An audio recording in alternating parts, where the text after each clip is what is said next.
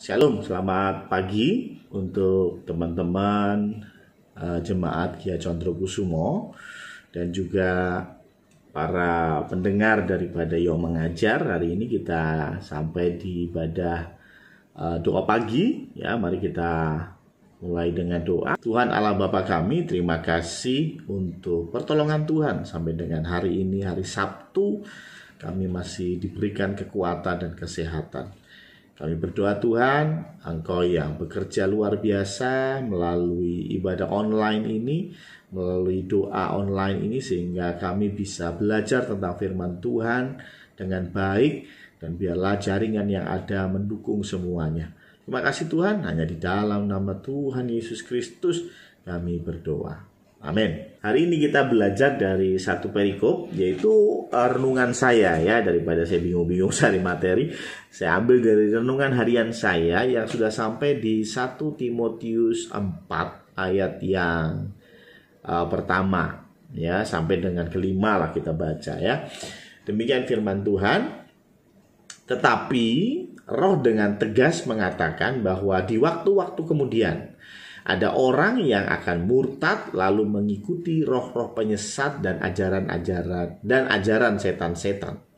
Oleh tipu daya pendusta-pendusta yang hati nuraninya memakai cap mereka itu melarang orang kawin, melarang orang makan makanan yang diciptakan Allah, supaya dengan mengucap syukur dimakan oleh orang yang percaya dan yang telah mengenal kebenaran. Karena semua yang diciptakan Allah itu baik, dan satu pun tidak ada yang haram jika diterima dengan ucapan syukur, sebab semuanya itu dikuduskan oleh firman Allah dan oleh doa. Ya, ini pembacaan kita, dan yang menarik di sini bicara tentang penyesat dan ajaran-ajaran setan. Ya. Keras sekali Paulus berkata ya. Perlu diketahui 1 Timotius ini adalah surat yang dibuat oleh Paulus untuk anak rohaninya Timotius yang sedang melayani di Efesus.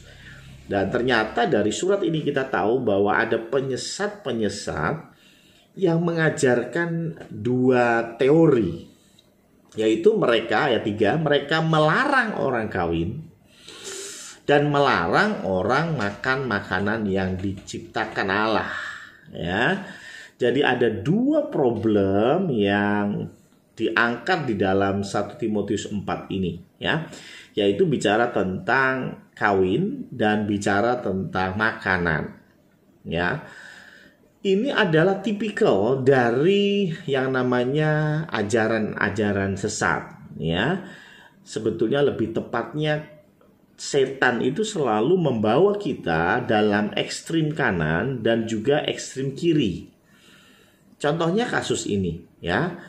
Makanan apa maksudnya? Jadi ada orang-orang yang mengatakan nggak boleh makan ini itu gitu ya.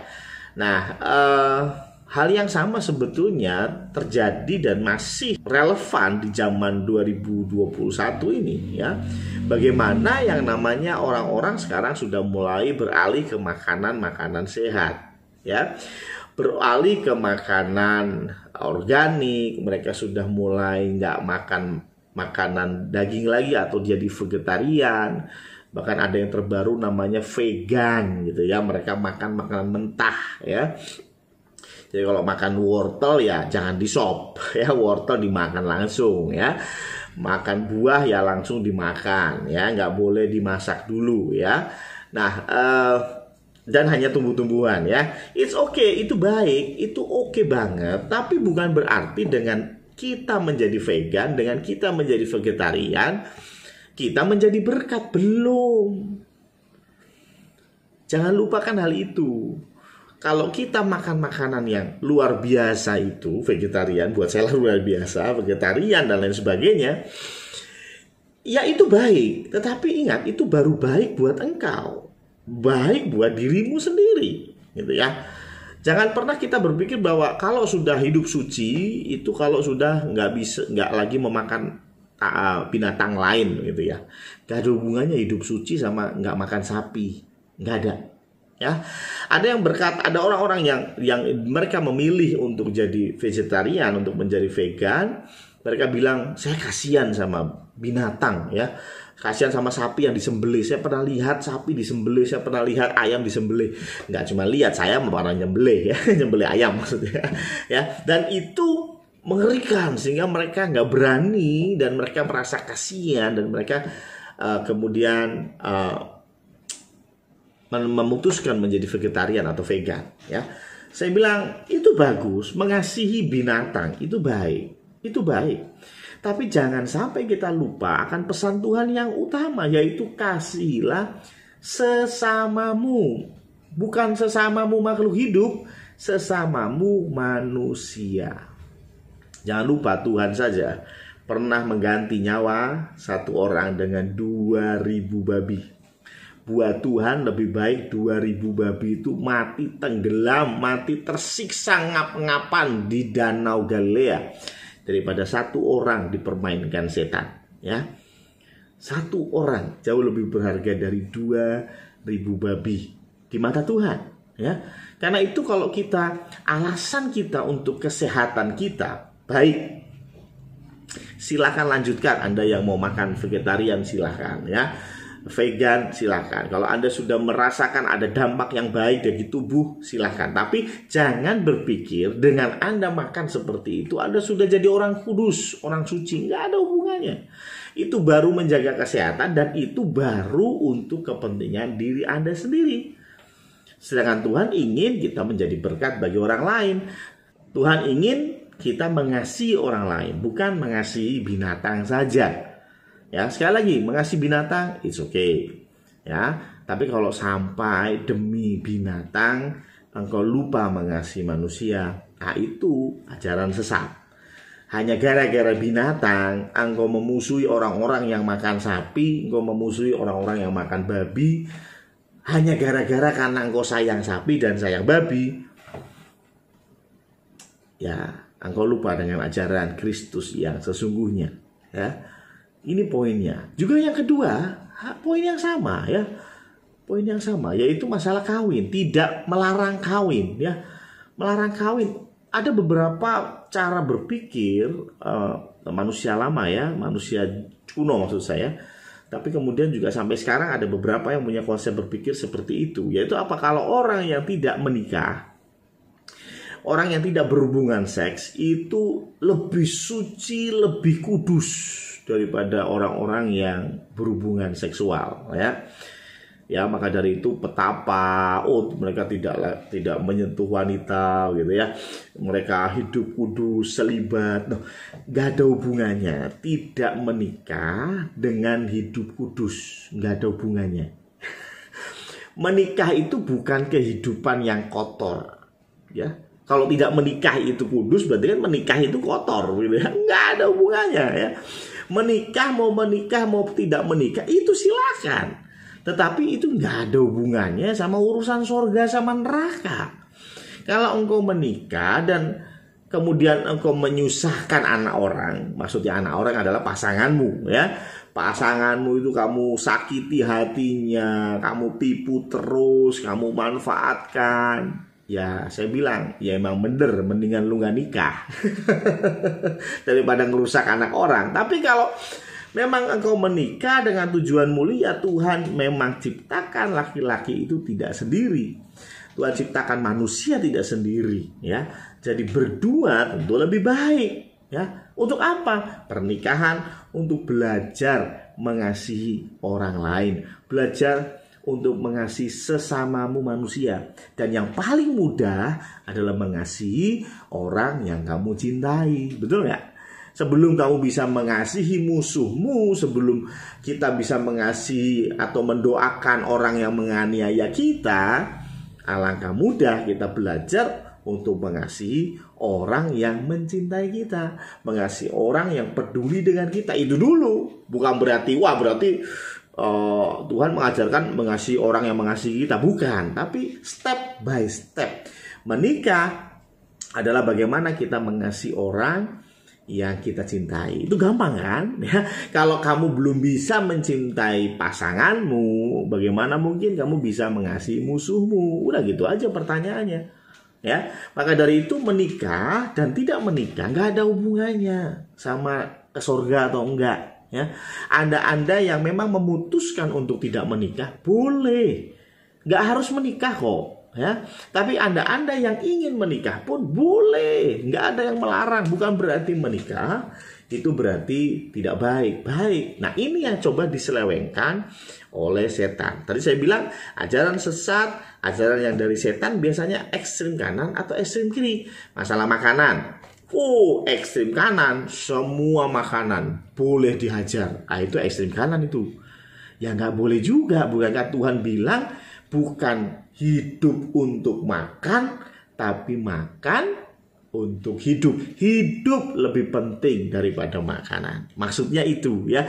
Jadi bukan berarti kita karena makan apa aja boleh, hajar semua boleh ya, pagi siang malam sampai akhirnya kolesterol naik. Kacau ya. Ini juga nggak boleh. Ini ekstrim kanan. Masalah makanan ekstrim kiri yang tadi kita bahas. Ini nggak boleh, itu nggak boleh, ini nggak boleh, itu nggak boleh. Tuhan bilang kalau you sudah doa, ya ayat yang ke 5, sebab semuanya itu dikuduskan oleh firman Allah dan oleh doa. Udah beres.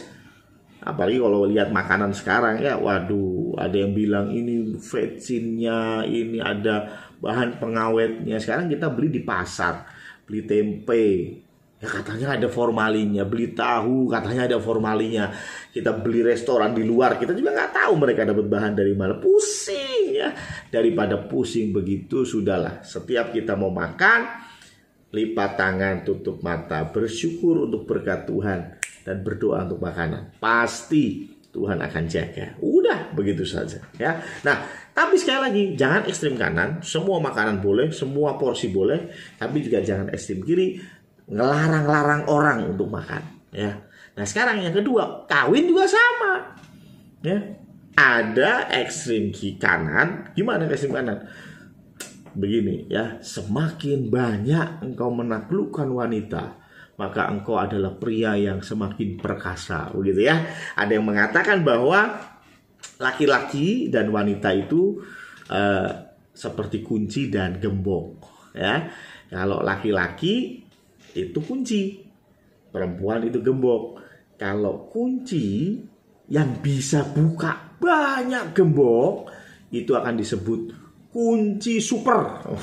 Betul nggak ya? Wah, ini kunci satu bisa buka 2000 gembok. Wah, hebat, ngalahin Salomo. Salomo aja bininya 1000, ini 2000 cuy ya. Wah, ini kunci super. Tapi begitu juga sebaliknya, kalau ada gembok bisa dibuka oleh lebih dari satu kunci, kita bilang gembok apa? Gembok rusak ya. Iya dong. Masa gembok dikasih satu kunci buka, kasih kunci yang lain buka juga. Kacau nih gembok ya, gembok rusak. Salah semua ya. Satu laki-laki itu untuk satu perempuan, dan satu perempuan untuk satu laki-laki. Itulah pernikahan di dalam Kristus. Makanya konsep banyak perempuan itu hebat itu juga salah.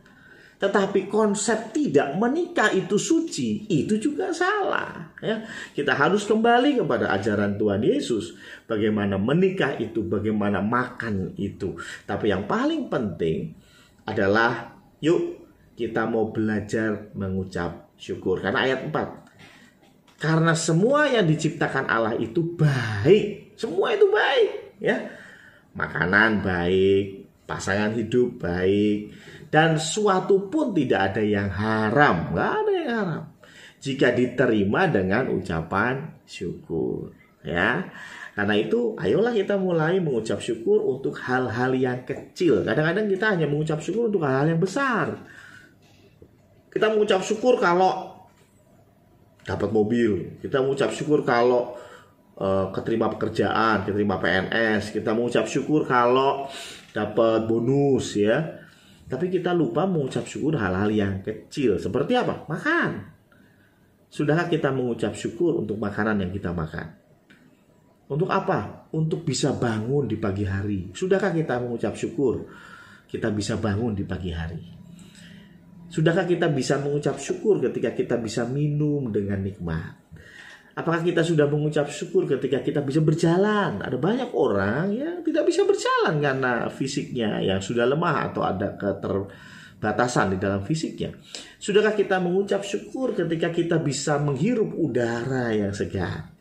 Mengucap syukurlah senantiasa dalam segala hal, karena itu yang Tuhan mau, ya. Karena itu hati-hati dengan pengajaran-pengajaran sesat, kembali ke Alkitab, dan hanya satu yang Tuhan mau adalah kita menjadi berkat bagi orang lain. Kalau engkau nggak makan makanan yang aneh-aneh, apakah itu menjadi berkat bagi orang lain? Kalau engkau memutuskan untuk tidak menikah, apakah itu menjadi berkat bagi orang lain? Selama ia berdoa dan bersyukurlah, karena semuanya pasti akan menjadi baik buat kita. Amin. Hari ini ada yang ulang tahun pernikahan. Ya, tadi kita bicara masalah kawin dan tidak kawin. Ada yang ulang tahun pernikahan, ya. Menurut data saya, yang hari ini ulang tahun pernikahan adalah Mas Uung, ya, Mas Uung dan Mbak Ari. Ini adalah ulang tahun pernikahan, kalau nggak salah ke-16 kayaknya, ya. Kalau saya salah maafkan, ya. Sudah 16 tahun mereka diikat dalam satu pernikahan yang suci, yang kudus. Kita akan berdoa untuk keluarga Mas Uung. Mari kita berdoa. Tuhan Allah Bapa kami, terima kasih untuk renungan singkat, untuk kami bisa berada di jalan Tuhan, tidak miring ke kiri, tidak miring ke kanan. Terima kasih Tuhan untuk teguran-teguran juga, supaya kami dalam segala hal, kami mementingkan apakah yang kami lakukan menjadi berkat buat orang lain atau tidak.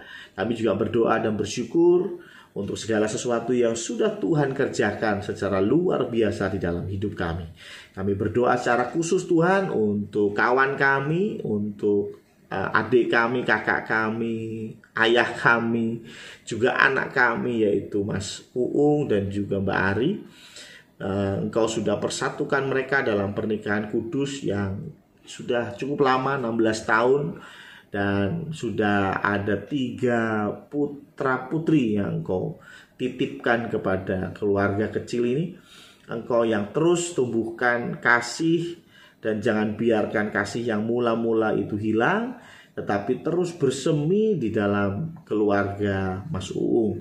Kami berdoa untuk pekerjaan Mas Uung, untuk Mbak Ari juga kesehatannya, dan juga segala pergumulan keluarga ini. Kami yakin dan percaya Engkau mendengar. Dan biarlah semakin ada kesatuan antara Mas Uung dan Mbak Ari akan membuat Tuhan semakin mendengar doa mereka dengan jelas. Karena 2 orang sepakat meminta sesuatu, Tuhan pasti akan memberikan. Kami juga berdoa untuk anak-anak yang sudah semakin besar. Engkau yang sudah titipkan kepada mereka, kami yakin dan percaya berkat Tuhan juga akan turun atas keluarga ini. Terima kasih Tuhan, terima kasih. Hanya di dalam nama Tuhan Yesus Kristus kami berdoa. Amin.